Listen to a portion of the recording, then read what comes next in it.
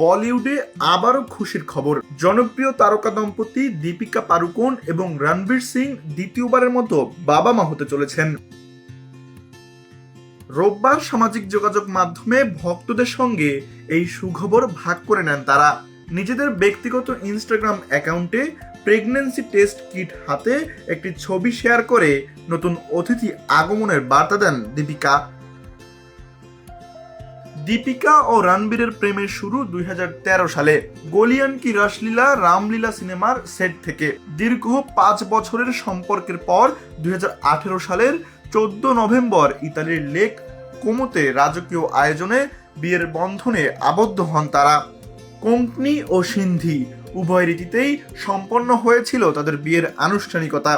বিয়ের প্রায় 6 বছর পর 2024 সালের 8 সেপ্টেম্বর তাদের কোল আলো করে আসে প্রথম সন্তান দুয়া। প্রথম সন্তানের জন্মের 1 বছরের আগেই আবারও নতুন অতিথির আগমনের বার্তা দিলেন এই তারকা দম্পতি।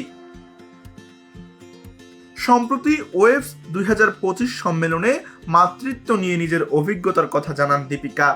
তিনি বলেন, সন্তান আসার পর তার জীবনের অগ্রাধিকার বদলে গেছে।